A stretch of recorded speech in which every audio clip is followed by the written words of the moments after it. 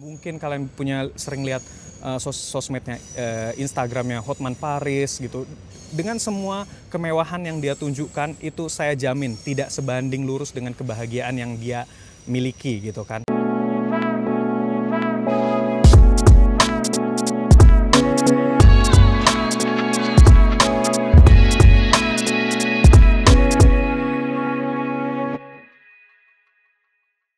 Tes teman-teman, apa kabar? Bagaimana kabarnya? Ini hanya ngetes mikrofon aja. Apakah masuk apa enggak? Halo teman-teman, balik lagi bareng aku Syarif Sapata. Dan sekarang kita berada di edisi ke-6. Ya, ini jam 5 sore dan aku baru aja pulang kerja. Seperti biasa aku sekarang di main station. Ini tempat paling sering kita lewatin ya. Jadi hari ini aku pengen nunjukin apa yang pengen ku tunjukin. Oh ya, aku diundang makan pizza hari ini sama Bli Made. Jadi kalian tahu kan Made, temanku orang Bali, dia ngundang aku sama Simon untuk makan pizza di rumahnya. Dia bikin pizza karena dia kan seorang koki dan dia nemuin resep baru kayaknya. Yaudah, kita jalan-jalan ya. Oh ya, by the way teman-teman, kemarin banyak yang nanya ada nggak sih pedagang kaki lima di Swiss? Kalau kaki lima yang pakai tenda itu mungkin nggak ada ya, tapi mereka biasanya pakai gerobak seperti ini, pakai mobil roda 3 ya. Jadi memang bukan pedagang kaki lima, tapi pedagang kaki 3 karena rodanya ada 3 ya.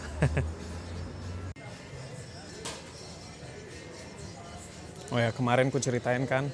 Banyak sekali orang main lotre di sini. Lihat tuh, hampir semua di tempat di daerah kota pasti banyak orang yang banyak kios yang jual lotre ya. Nah ini guys, mau ku tunjukin sepeda di Swiss ini banyak yang keren-keren ya. Jadi apalagi merek BMC. Ini merek buatan Swiss dan keren banget. Aku pengen punya juga suatu saat. Banyak sekali sepeda keren-keren yang diparkir di jalan begitu aja ya. Tapi karena negaranya aman jadi nggak ada yang nyolong. Walaupun sepedaku udah pernah dicolong 2 kali ya. Dan sepedaku sebenarnya nggak mahal-mahal banget. Kalau dibandingin dengan sepeda yang aku lihat di jalan ya. Ya, jadi aku janjian sama Simon jam 6 sore di stasiun mana gitu ya. Kita ketemuan, ya semoga masih tetap ada waktu ya 1 jam buat ngevlog. Tapi aku harus jemput anakku dulu ini di taman bermain ya. Tuh lihat tuh, kan banyak sepeda bagus tapi diparkir di jalan begitu aja ya.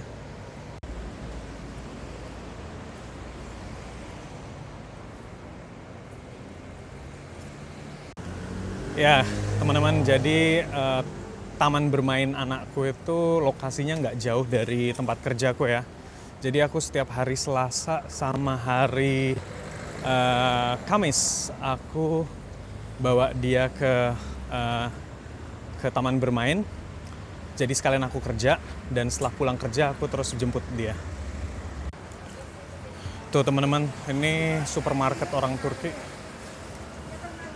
Jadi walaupun banyak supermarket modern, tapi orang Turki juga punya komunitas dan mereka punya supermarket sendiri ya.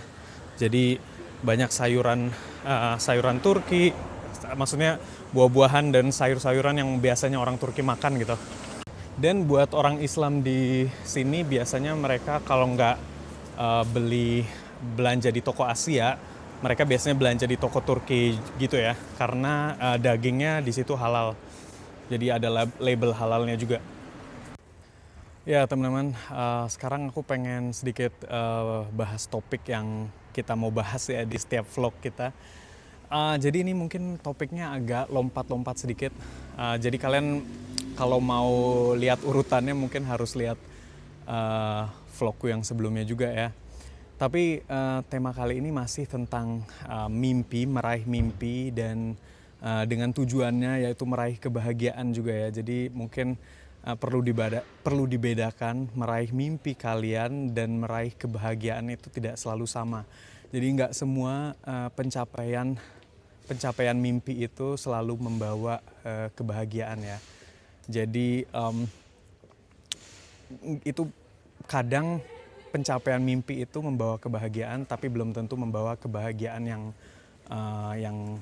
permanen atau membawa kebahagiaan yang panjang gitu ya. Kadang dengan kita punya mimpi, misalnya kamu punya mimpi mau beli mobil A gitu kan, terus kalian akhirnya dapat mobil A tersebut, terus kalian tapi merasakan bahwa kok sebelum punya mobil dengan punya mobil ini oke, jadi normal lagi gitu ya. Walaupun awalnya mungkin kalian bahagia, tapi setelah 1 minggu punya mobil itu kalian udah kayak biasa lagi, kayak normal lagi. Dan itu adalah hal yang biasa karena pencapaian mimpi itu tidak sejalan, tidak selalu sama dengan kebahagiaan ya. Yang aku mau sampein di sini, jadi kadang karena aku juga sering bermain di sosial media ya, aku sering sekali ngelihat postingan Instagram atau postingan YouTube dari orang-orang Indonesia atau artis-artis atau bahkan mungkin aku juga ya, kalau kalian pernah ngelihat aku nunjukin barang-barang yang mungkin sedikit mewah gitu. Kadang orang jadi kayak merasa iri gitu kan, merasa iri bahwa kelihatannya tuh orang yang di sosial media, khususnya artis-artis itu kayaknya hidupnya kok bagus banget, indah banget, terus seolah-olah mereka lebih bahagia gitu ya. Aku pengen ngasih tahu ke kalian bahwa oke, aku termasuk salah satu orang yang sudah merasakan peningkatan level kesejahteraan berkali-kali ya. Jadi aku pernah dulu tidak punya uang sama sekali, terusnya meningkat punya uang sedikit, terusnya punya uang yang lebih banyak, terusnya punya uang yang lebih banyak lagi, dan akhirnya aku pindah ke Swiss, terusnya bekerja di salah satu perusahaan yang cukup besar, dan sekarang punya gaji atau uang yang mungkin dulu aku tidak pernah bayangkan. Akan tetapi yang aku pengen kasih tahu ke kalian bahwa peningkatan pendapatan tersebut, peningkatan kesejahteraan tersebut tidak selalu sejalan dengan peningkatan level kebahagiaan ya. Jadi yang mau aku bilang tuh buat teman-teman yang merasa kalian sekarang masih secara finansial kalian mungkin belum merasa mampu, itu kalian jangan terus kalau kalian melihat orang lain di sosial media terus merasa bahwa orang tersebut jauh lebih bahagia dari kalian atau hanya karena mereka punya mungkin lebih materi daripada kalian ya. Peningkatan level ekonomi itu tidak sangat dipastikan tidak sejalan dengan level kebahagiaan gitu. Jadi jangan berharap kalau kalian sekarang tidak bahagia terus hanya dengan uang kalian akan terus meningkat jauh tingkat kebahagiaan kalian ya. Mungkin itu bakal menyelesaikan beberapa masalah yang kalian punya, tapi itu tidak akan membuat kalian bahagia secara berkelangsungan ya. Tapi itu nanti akan aku bahas lagi mungkin di video berikutnya ya. Karena ada buku yang sangat cocok menurutku untuk menggambarkan kebahagiaan ini. Judulnya Flow ya, dari siapa nama penulisnya, ntar aku kasih di deskripsi ya mungkin ya. Tapi di buku itu sangat bagus tuh penggambarannya tentang apa sih sebenarnya bahagia itu. Atau ada juga buku namanya Ikigai, aku juga pernah baca dan aku pernah posting di Instagram bahwa buku itu sebenarnya ngajarin kita banget apa sih sebenarnya kebahagiaan yang sesungguhnya dan bagaimana kita mencapainya gitu ya. Dan menariknya arti kebahagiaan yang dibahas di buku tersebut itu tidak bertolak belakang dengan nilai-nilai agama ya. Jadi bahkan apa yang diajarin agama tuh sebenarnya juga bisa dijelaskan dengan buku itu. Kenapa kita kadang atau banyak orang yang merasa bahagia ketika mereka mencoba mendekatkan diri kepada Tuhan gitu. Karena itu ada alasannya juga di buku ini dijelaskan. Jadi buat kalian yang nggak sabar untuk ngelihat aku bahas buku itu di vlog selanjutnya, mungkin kalian bisa catat nama judul bukunya Flow atau Ikigai. Itu 2 buku yang aku lagi baca tentang kebahagiaannya. Jadi intinya kalau kalian ngelihat postingan di YouTube, di Instagram, di sosial media secara umum, kalian harus hati-hati gitu. Jangan sampai kalian terbawa terus kalian jadi depresi, atau kalau kalian bahkan mempunyai rasa iri yang berlebihan ya, itu sosial media bisa bisa bahaya banget buat kalian teman-teman. Karena semakin banyak kalau kalian orangnya irian dengan keberhasilan orang lain, semakin kalian banyak melihat postingan yang kesuksesan orang lain di sosial media, itu bakal semakin membuat kalian tidak bahagia gitu ya. Padahal sekali lagi banyak sekali di postingan sosial media itu yang aku bisa lihat gitu, karena aku udah pernah ngalaminnya dan aku tahu betul itu tidak merepresentasikan kebahagiaan mereka gitu ya. Mau siapapun itu juga, orang-orang yang kalian lihat di sosial media, mungkin kalian sering lihat sosmednya, Instagramnya Hotman Paris gitu, dengan semua kemewahan yang dia tunjukkan, itu saya jamin tidak sebanding lurus dengan kebahagiaan yang dia miliki gitu kan. Oke, sebelum kepanjangan, jadi pesannya untuk vlog hari ini adalah jangan pernah iri begitu aja dengan apa yang kalian lihat di sosmed ya. Jadi gunakanlah sosmed secara bijak. Kalau kalian tidak siap secara mental, maka sosmed hanya akan membuat kalian depresi ya.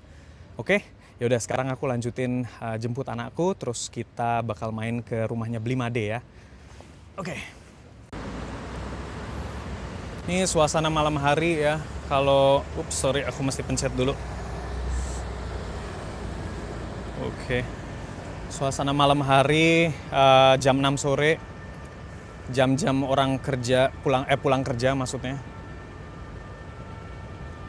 Jadi lalu lintasnya padat, teman-teman. Ya, teman-teman, kita udah di rumahnya Blimade.